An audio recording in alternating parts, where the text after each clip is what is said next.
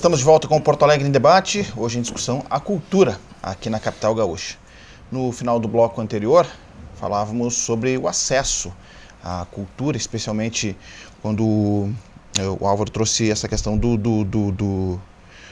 do acesso, né, à ópera, por exemplo, né? Então, essas questões aqui, e isso que eu queria propor para iniciar o debate aqui, isso vale para artes cênicas, para o teatro, enfim, né, para essas outras modalidades, quando se precisa, né, ter um pouco de, que isso seja dado um pouco mais na base, né, tanto na escola, para se ter acesso e o interesse, né, despertar exatamente o acesso, né, o interesse, né, nessas questões, Hamilton. Com certeza, e na educação a questão é crucial, e muitas vezes não adianta somente fazer aulas de educação artística, que eu acho que ainda é o nome da disciplina, como se chamava antes, na escola. Eu gosto muito de uma expressão do professor Rubem Alves, quando ele diz que o fundamental em relação à educação não é ensinar arte dentro da escola, é pensar a educação a partir da perspectiva da arte, né? Isso faz uma diferença, assim, absolutamente fantástica, porque tem programas específicos. Agora acho que não tem mais, mas há alguns anos atrás a OSPA fazia com um sucesso bem interessante, um programa chamado Concertos para a Juventude, por exemplo, né? Que os alunos iam, na época, ao Salão de Atos da URGS e assistiam um concerto da OSPA completo com um narrador que atuava junto com o maestro para tornar mais agradável, mais palatável a apresentação para alunos, principalmente do ensino fundamental. E foi um programa que teve muito sucesso. Eu mesmo, durante uns 3 ou 4 anos, eu atuava junto, eu trabalhava como apresentador, né, junto com a OSPA, e o resultado era bem interessante. Agora, um programa como esse tem que ser permanente. A Orquestra Jovem, que existe aqui, vinculada à OSPA, o maestro Arthur Barbosa, que agora há pouco fez um concerto no Teatro São Pedro, né? Mas isso é pouco ainda, porque só vão aqueles mais interessados. Porto Alegre tem uma experiência valiosíssima, que é a Orquestra Vila Lobos, que nasceu no trabalho de música feito na Escola Vila Lobos, lá na Lomba do Pinheiro. Hoje é uma orquestra com vida própria. Tem crianças assim, famílias muito carentes, que começaram a ter o primeiro contato com a música lá e hoje já concluíram a graduação em música na URGS, já fizeram pós-graduação na Alemanha, inclusive, são músicos profissionais, atuando em mais de uma orquestra do Brasil. Então a base é absolutamente fundamental, e a base é a educação.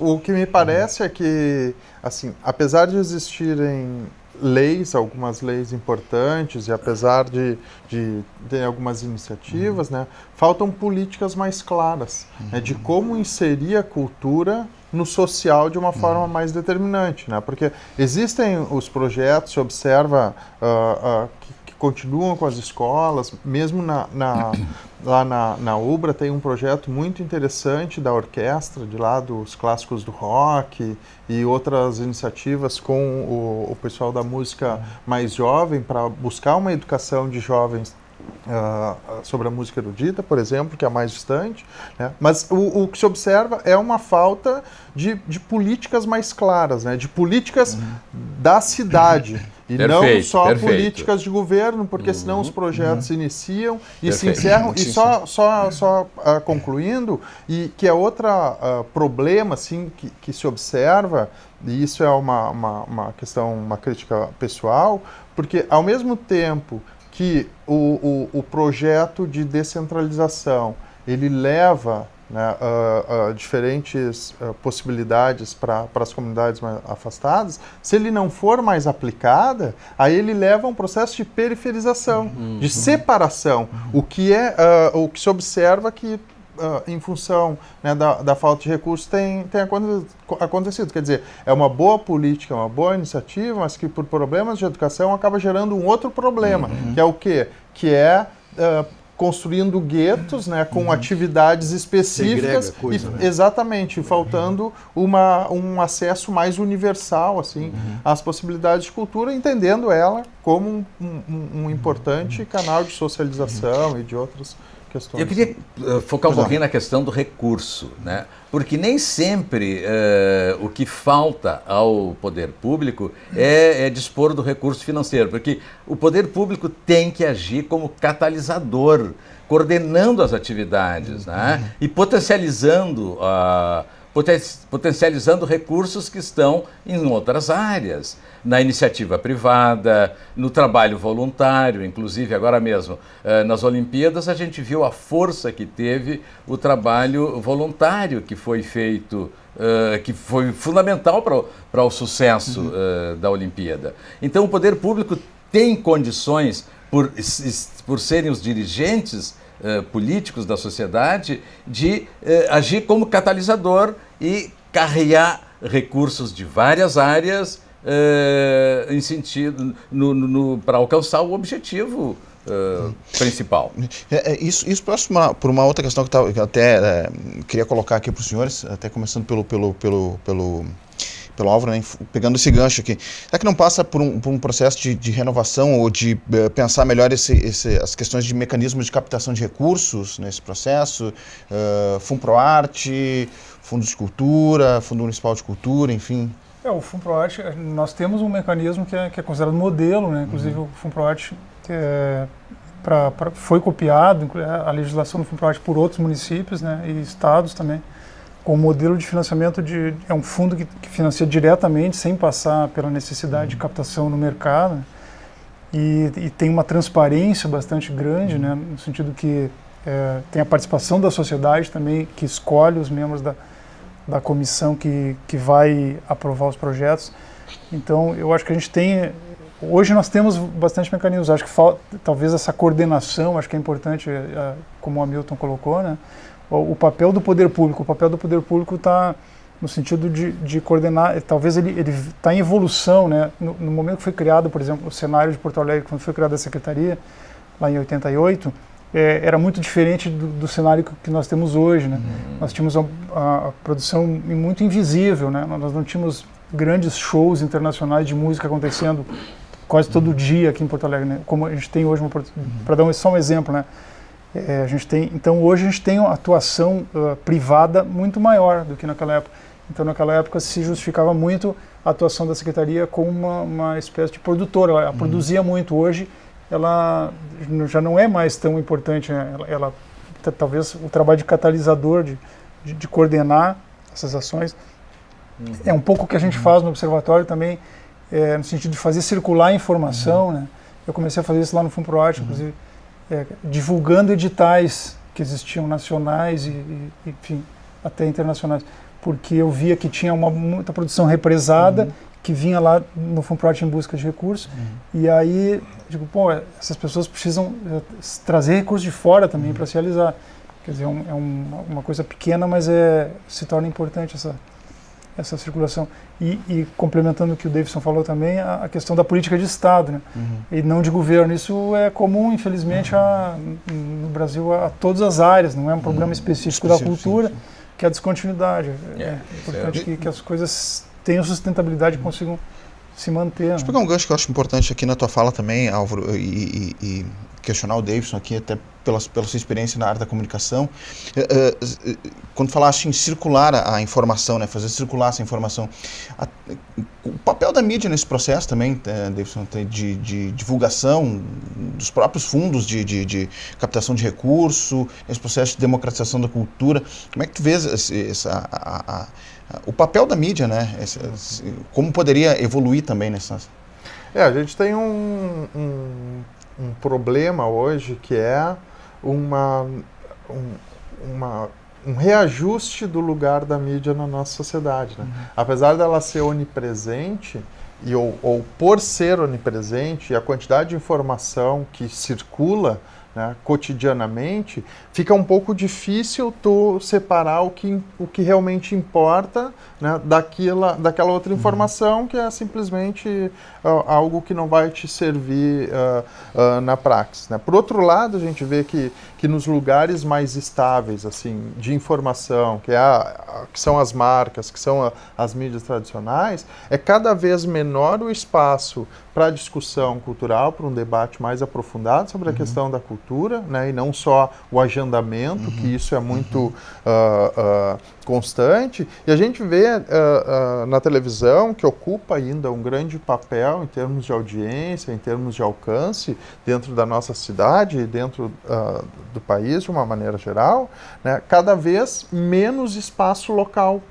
Né, menos espaço para informação local. Então esse espaço é utilizado para outros tipos de informação, de mais, digamos assim, de um uso mais imediato, muito serviço, né, alguma coisa de noticiário. E é uma lei que prevê isso, exatamente. Né? Mas com isso a cultura vai acabando também igualmente escanteado. ficando, né, com espaços menores. Há pouco tempo a gente tinha, por exemplo, nas principais rádios jornalísticas, por exemplo, espaço dedicado à cultura, que é uma coisa que ou desapareceu ou foi para horários de menor afluxo de ouvintes. Então, tem também um problema aí de reajustamento, né, do lugar de informação, que isso é numa perspectiva macro, do midiático, né, mas do entendimento do que seja cultura. Né, porque cada vez mais na nossa sociedade a gente liga a ideia de cultura digamos assim, apesar de desaparecer o debate sobre alta cultura popular e cultura de massa, né, que não faz mais sentido desde há muito, mas a gente liga muito a questão da cultura à questão dos meios de comunicação também, né, e as outras áreas ficam bastante desatendidas. A questão da crítica, por exemplo. Né? A crítica desapareceu, isso, realmente. Né? Marco. Ou pelo menos está muito difusa na quantidade de informação que é gerada. Mas tu vê aí, tu falasse as TVs, digamos, estão disponibilizando muito pouco espaço para a cultura, ou pelo menos o que a gente entende realmente que seria cultura. Mas a gente sabe que a TV, se não tiver audiência, não tem o programa. Sim. Né? Então, os programas que a gente entende como culturais ou como importantes para o crescimento e a formação, eles são programas ou são tirados do ar ou passam lá para as 3 horas da manhã, correto? Tá? Então não é que não tenha programa, tem, e tem gente para fazer o programa, tem material, tem, não tem audiência. Por que não tem audiência? Porque não é despertado o interesse lá atrás. A TV provoca Eu insisto uma a mesma audiência coisa. rebaixada, Exatamente. A gente acaba caindo naquele... Então não adianta a gente cobrar, inicial, tipo né? assim, vamos cobrar da TV e tal, para botar programas mais culturais na TV. Não vai ter audiência, porque não foi feito um trabalho, não existe esse despertar lá e esse interesse lá. Então nós voltamos ao que eu tenho afirmado, que tem me preocupado muito. Como eu disse para você, me preocupa porque eu estou no campo, então eu estou vendo, campo que eu digo não é no campo interior, é no campo de trabalho, e eu estou sentindo justamente isso, se faz ações, se tem material humano, se tem ideias, né? O que está faltando, o que está acontecendo? Nós estamos colocando banquetes, digamos assim, e não tem quem... Não tem quem comer. Então aí não adianta tipo assim, qualquer ação pública, não tem demanda. Então não adianta qualquer ação pública dizer, bom, vamos abrir a porta aqui, vamos servir o banquete, nós vamos bancar o banquete, vamos pedir tal. Está aqui tudo. Mas pouquinho, tu convidou as pessoas para vir, tu despertou o interesse das pessoas para vir nesse banquete. Não, então não adianta, está botando dinheiro fora. É o foco na oferta, né, do investimento público. Exatamente. E a demanda ficou um grande desequilíbrio. Né? Eu percebi isso também no tempo que eu trabalhei no FUNPROARTE. Nós temos uma grande produção de livros, o FUNPROARTE financia CDs e livros de autores independentes e músicos independentes de alta qualidade em Porto Alegre. A gente tem uma produção incrível, né?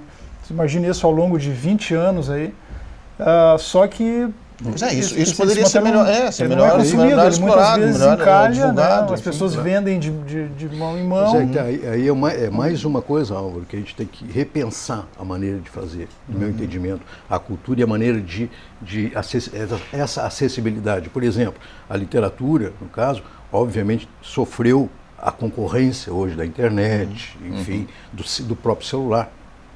Né? As pessoas onde liam hoje estão com celular. Então, essa concorrência, ela afetou não só nós aqui, mas países culturalmente muito mais avançados, começaram muito antes de nós, com leitura, enfim, com a cultura. Então, nós temos que pensar também isso. Me parece que as ações ligadas à cultura desconhecem isso também, que tem esse adversário. Hoje tem essa concorrência, e é uma concorrência muito dura.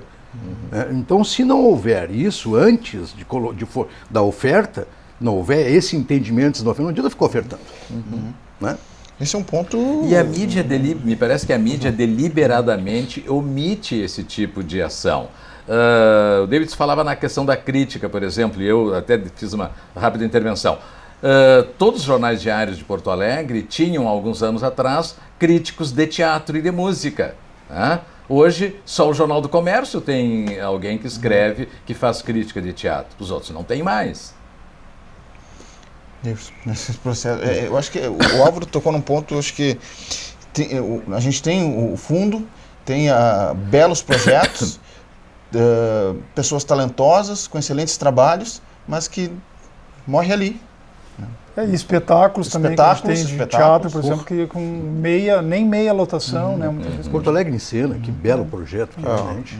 E tu vê que cada ano a coisa está mais devagar, né? E fornece um acesso. São poucas cidades que fornecem isso, como nós, né? Ofertamos isso à população. E aí? O nível, alto nível de qualidade que tem em Porto Alegre em Cena. Por favor, né? Indiscutível, né? Então, oferta existe. Está faltando o quê? Público para a cultura. Porque nós não estamos formando públicos para a cultura, para consumir a cultura. E é uma perspectiva, culturalmente falando, já arraigada, né? Numa perspectiva mais geral e que precisa, claro, de investimentos, aí também política, sejam eles através do sistema de educação, ou seja, através de outras iniciativas, né, para construir esse público. Porque a gente vê essa questão atrelada à escola, ele falava dos projetos, né, seja dos escritores ou mesmo de musicalização nas escolas, a gente está num momento em que a escola está ainda muito preocupada em conteúdo, por exemplo, né, num tempo, ou a lógica da memória, num tempo em que a memória está na internet. Exatamente. Então, essas novas demandas, as novas competências, assim, né, precisam entrar para a escola, porque aí a gente consegue reverter esse processo, né, que é fazer com que os estudantes, principalmente, é uma forma de entrada importante, né, mudem a sua valoração quanto a essa oferta de cultura que existe, né, ou pelo menos que eles possam ter acesso mais cedo a algumas atividades culturais, porque se vê que em determinado momento da vida o cara passa a ter outras atenções que não aquela que lhe é oferecida, né? Vai buscar outras coisas. Eu acho que a própria questão da leitura, eu acho que hoje tem, apesar da internet, né, a gente tem observado que o livro ainda desperta muito interesse, assim, a gente vê um conjunto de leitores interessantes, Milton, por isso mas que isso pode ser antecipado. Claro que sim. A minha preocupação lá na Câmara hoje, nosso mercado, o mercado livreiro, digamos, hoje está passando provavelmente por um estágio, não gosto de falar a palavra crise, mas um estágio novo. Nós temos que repensar todo o mercado. Né? O mercado realmente está muito complicado a coisa. Mas eu acho bom que tem que repensar. Então, em cima do que estava dizendo, a minha preocupação maior, a nossa preocupação maior é a formação de leitores. Porque não adianta ficar também só pensando no mercado, porque aí é aquele esquema. Pescar só no mercado, como é que vai vender melhor? Como é que vão conseguir desconto? É o preço único, é o preço fixo, é a lei disso, é a lei disso. Bacana, tudo isso aí tem que ser feito, ou tem que ser pensado pelo menos. Mas o principal é a formação de leitores. Por isso que nossos projetos na Câmara hoje são, primeiro na minha gestão, é focado nisso, é formação de leitores. É primeiro formar lá. Não adianta tu arrumar aqui se tu não tiver depois quem consuma ou quem entenda o que tu está fazendo. A leitura, então, é um exemplo muito grande, como o Hamilton falou hoje, essa concorrência que nós temos hoje com e-book, com com a internet principalmente, né? Se não trabalhar nisso, meu amigo... Tem que pensá-la como uma aliada, né? Não como uma adversária. adversária. Não, eu considero uma aliada. Quando me perguntam a respeito disso, não, a internet é uma aliada. As pessoas estão lendo mais. A nossa campanha da TED, assim, a primeira mão, a nossa campanha esse ano da feira vai ser justamente nesse caminho. Ou seja, continue lendo, leia o que você quiser, mas não esqueça de ler o livro. A gente está chegando no final do programa, eu queria fazer uma rodada bem rapidinha aqui para a gente ir encerrando, fazer os encaminhamentos aqui. Então, um minutinho ali no poder de síntese, começo com o Álvaro aqui no meu outro lado aqui. Então, eu agradeço mais uma vez o convite, foi um prazer estar aqui discutindo com os amigos esses assuntos que me apaixonam aí na política cultural. Acho que quanto mais a gente puder discutir, melhor. Esses assuntos são complexos, né? A própria definição de cultura, né? Passa por muitas transformações, a gente precisa estar sempre debatendo, né? Definir essas políticas de Estado com continuidade, com recurso, né? E com participação da sociedade, né? Na sua formulação. E eu espero que a gente consiga, aí, nas próximas gestões, implantar o Plano Municipal de Cultura. Está fazendo um ano agora da sua aprovação. E a gente tem esse desafio pela frente. Aí, elaboramos, já foi aprovada uma proposta de metas do plano, né, para quantificar isso. E esperamos que vá para a Câmara em breve para virar realidade. Tá aí um outro debate, né, para a gente seguir pautando o tema. Marco Sena, recado final. Bom, Cleiton, primeiro agradeço muito o teu convite para esse debate, agradeço a companhia desses senhores daqui, né?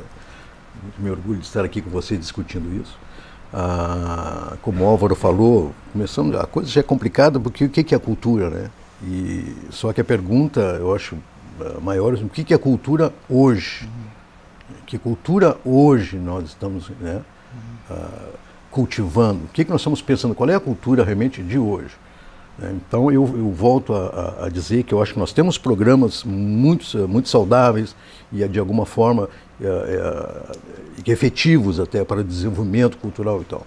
Eu acho que está faltando alguma coisa mais focada na origem, né, no reconhecimento de que os tempos mudaram, de que as pessoas mudaram e que principalmente cada comunidade da nossa cidade, do nosso estado, tem a sua característica muito própria e dessa forma deve ser vista. Perfeito. Né? Então, mas eu sou muito otimista. Eu acho que estamos no caminho. Hamilton, recado final. Crise também é oportunidade, então eu acho fundamental aproveitar esses momentos de crise para democratizar, por exemplo, a discussão, para democratizar a formulação das políticas culturais no município. Tá? E encarar a atividade cultural como um vetor de desenvolvimento sustentável. Eu referia um pouco antes, o peso da cultura na economia, no PIB brasileiro, é muito grande. Então, o poder público precisa ouvir as comunidades, precisa fazer um planejamento conjunto, no sentido de encontrar a melhor maneira possível de democratizar o acesso, democratizando primeiro a formulação das políticas, até aí aproveitar espaços ociosos, enfim, mas efetivamente fazer um planejamento que seja democrático na sua origem. Perfeito. Davidson Campos, recado final. Bom, reforçar que eu entendo que precisam políticas efetivas, assim, né, de inserção das pessoas na esfera de cultura. Isso é determinante e que as políticas que já existem e que muitas delas são leis sejam realmente aplicadas, mas não só aplicadas, como também fiscalizadas. A gente vê, por exemplo, e da onde eu parti, né, a questão do carnaval aqui na cidade, que existe uma lei, né, que garante os recursos para que ele aconteça, mas aí a gente não tem uma estrutura adequada para que esse espetáculo aconteça e não tem, principalmente, são vários momentos já se viu isso, uma fiscalização eficiente da aplicação desses recursos e dos recursos gerados no próprio processo, considerando, né, que as entidades ali são entidades públicas. E concluindo assim, é importante, e eu tenho falado bastante, né, uma atenção a quem está iniciando, assim, né? Eu acho que eu falei com alguns escritores, falei com o pessoal do teatro, falei com o pessoal do audiovisual para chegar aqui, e as pessoas novas têm hoje muita dificuldade, claro, em função desse panorama todo, né? Dessa configuração toda, mas também de conseguir se inserir dentro de uns mercados ou de uns nichos que algumas vezes se fecham um pouco até em função da crise. Então é importante a gente pensar sobre a inclusão e a estada dessa diversidade. Eu acho que, né, aproveitando o presidente, a Feira do Livro é um bom momento para a gente dar uma amostra, né, e discutir a questão da diversidade e da participação que a gente já tem tido em outras feiras literárias. Perfeito. Obrigado aos nossos convidados, obrigado pela gentileza, pela presença, pelo debate. A você de casa, muito obrigado pela sua audiência. Fica o convite para que você visite a nossa página no Facebook, falar, conheça o trabalho aí da TV Câmara. Nos encontramos no próximo programa. Um grande abraço e até lá.